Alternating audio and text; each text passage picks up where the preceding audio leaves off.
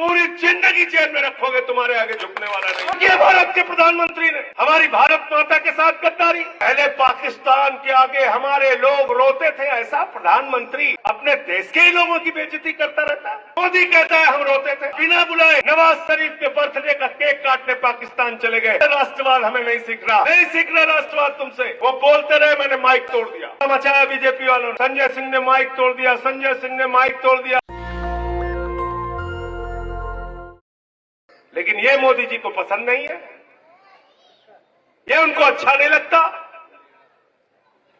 एक मुख्यमंत्री जो लोगों के लिए काम कर रहा है, आप कैसी हरियाणा का बेटा, वो उनको पसंद नहीं आता। फर्जी मामले में, पूरी तरीके से फर्जी मामले में पकड़ के केजरीवाल जी को जेल में डाल दिया। मनीष सिसोदिया शिक्षा मंत्री थे, उनको पकड़ के जेल में डाल दिया। सत्येंद्र जैन को पकड़ के जेल में डाल दिया।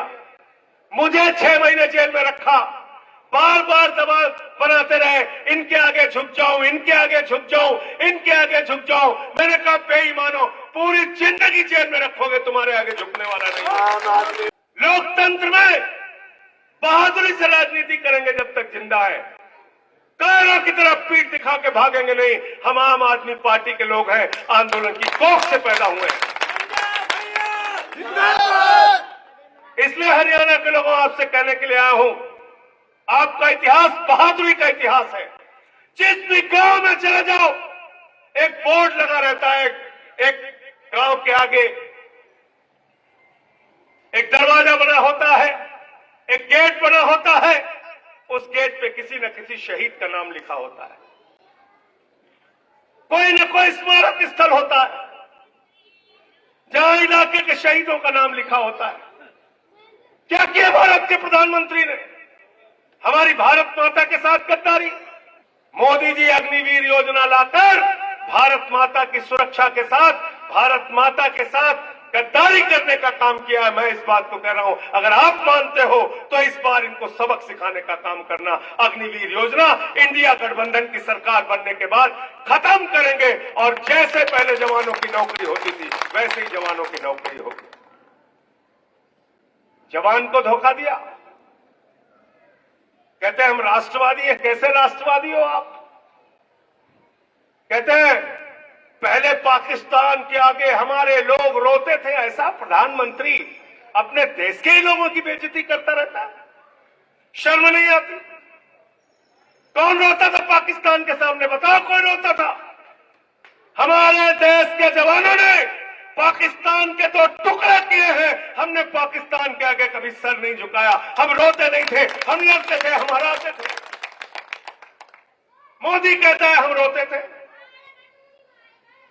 बताओ, पाकिस्तान बांग्लादेश 2 टुकड़े किया कि नहीं किया? पाकिस्तान का किसने किया?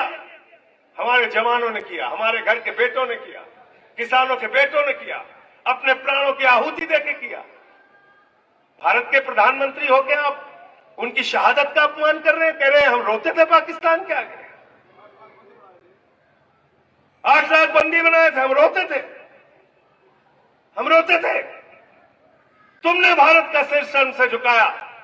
पाकिस्तान के प्रधानमंत्री को अपने शपथ ग्रहण में बुलाया मोदी जी 2014 के अंदर।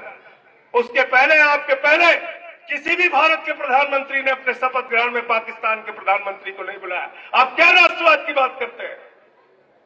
आपने पठानकोट में आतंकवादियों का हमला हुआ, वहां हमारे वीर जवानों की शहादत की जांच आपने आईएसआई की खुफिया एजेंसी को बुला के कराया। आप क्या राष्ट्रवाद की बात करते हैं? आप बिना बुलाए नवाज शरीफ के बर्थडे का केक काटने पाकिस्तान चले गए। आपसे राष्ट्रवाद हमें नहीं सीख रहा। हरियाणा के लोग, यूपी के लोग, उत्तर भारत के लोगों के रग रग में राष्ट्रवाद भरा है। मत सिखाओ में राष्ट्रवाद, नहीं सीखना राष्ट्रवाद तुमसे। राष्ट्रवाद की बात करते हैं। इसलिए मैं आपसे कहने के लिए आया हूं, जवानों को धोखा दिया। दूसरा नंबर आता है किसानों का। किसानों के खिलाफ 3 काला कानून लेके आए। ये सुशील गुप्ता जी बैठे हैं, आपके प्रत्याशी। मैं और ये दोनों लोग राज्यसभा में थे उस समय। मैं टेबल के ऊपर चढ़ गया, मैंने कहा ये बिल किसानों के खिलाफ है, हमारे देश के अन्नदाताओं के खिलाफ है, इसको हम कतई लागू नहीं होने देंगे। वो बोलते रहे, मैंने माइक तोड़ दिया, हल्ला मचाया बीजेपी वालों ने, संजय सिंह ने माइक तोड़ दिया, संजय सिंह ने माइक तोड़ दिया। मैंने कहा बेईमानो, अगर तुम किसानों की हड्डी तोड़ोगे तो मैं तुम्हारी माइकें तोड़ूंगा। यहां पीठ दिखाने नहीं आया हूं। ये सुशील गुप्ता जी थे हमारे साथ, पंजाब के मुख्यमंत्री उस समय सांसद थे भगवंत मान जी।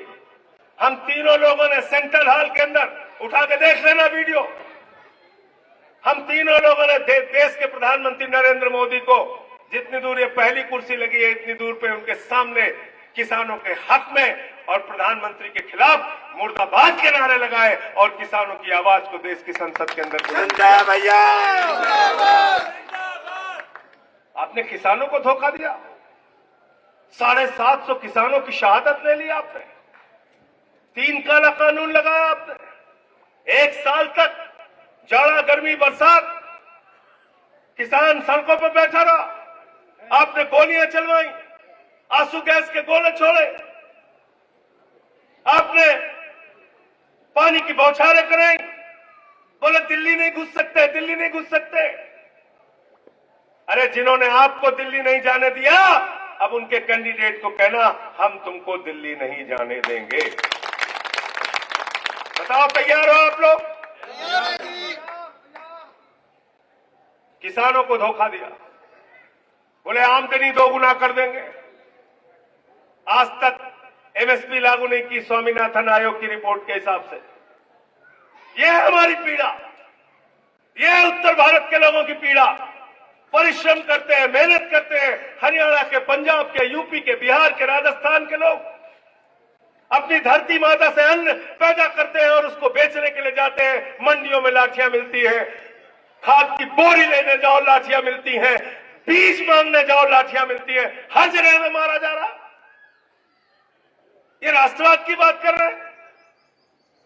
हमारी माताएं बहनें बैठी हैं, देश का प्रधानमंत्री कह रहा है इनका मंगलसूत्र लेके भाग जाएंगे कांग्रेस वाले। ऐसी बातें करते हो आप प्रधानमंत्री, हमें मूर्ख समझा है। 24,000 रुपए सोने का दाम था तोला 2014 में, बताओ था कि नहीं था? बताइए सरदार जी, था कि नहीं?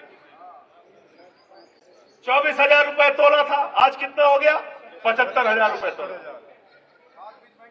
75,000 रुपए तोला। खाद महंगा, बीज महंगा, डीजल महंगा, पेट्रोल महंगा, दाल महंगी,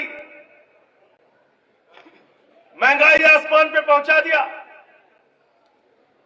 आप बताइए, 3 गुना ज्यादा सोने का दाम महंगा कर दिया, कह रहे हैं मंगलसूत्र लेके भाग जाएंगे। अरे मंगलसूत्र अगर महिलाओं का कोई लेके भागा है तो भारतीय जनता पार्टी लेके भागी है। बेलन लेके दौड़ा लेना इनको जब आए आपके बीच।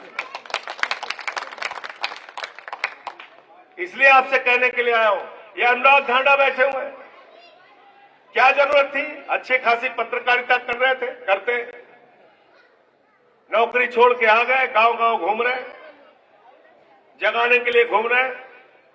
तो मैं तो आपसे कहने के लिए आया हूं, हम लोगों ने तो संकल्प ले लिया है, इस तानाशाह के खिलाफ लड़ेंगे और इसको हराएंगे।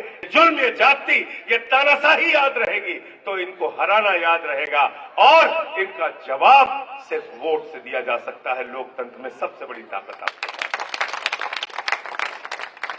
और इसके बाद ये ताकत भी नहीं रहेगी, क्योंकि क्या कहते हैं अमित शाह? कहते हैं 50 साल राज करेंगे।